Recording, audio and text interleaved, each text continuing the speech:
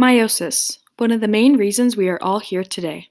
Meiosis is a type of cell division that occurs in sexually reproducing organisms. Meiosis consists of two rounds of cell division but only one round of DNA replication and results in cells with half the number of chromosome sets as the original parent cell. But hold on, let's slow down and break that down a bit. In this video, we will be specifically focusing on the process of meiosis in animal cells that are n equals 2. Before meiosis can officially begin, the process of interphase needs to occur. Within interphase, there is the G1 phase in which the mass of a cell increases and organelles are copied in order to prepare for cell division. In the S phase, the cell synthesizes a complete copy of the DNA in the nucleus and duplicates the centrosome. Lastly, in the G2 phase, the cytoskeleton is removed and the cell prepares to undergo meiosis. Now let's begin meiosis. Meiosis is split into two different divisions. The first division is meiosis 1. The first stage of meiosis 1 is prophase 1. During prophase 1, the nuclear envelope disappears and the DNA condenses and coils up into chromosomes. Crossing over occurs, in which each chromosome carefully aligns with a homologous partner, exchange different segments of genetic material, and consequently increase genetic diversity. The next phase is metaphase 1. The chromosomes formed in prophase 1 become arranged on the plane equidistant from opposite poles of the cell.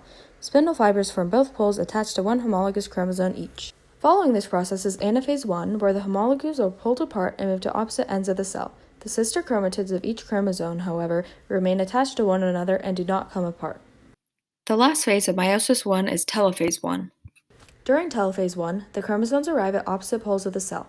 A nuclear envelope reforms around each chromosome set and the spindle disappears. Once a cleavage furrow forms between each chromosome set, cytokinesis occurs and the cell breaks apart and forms two haploid daughter cells. Now, using the two haploid daughter cells that were made in meiosis 1, meiosis 2 occurs. The first stage of meiosis 2 is prophase 2.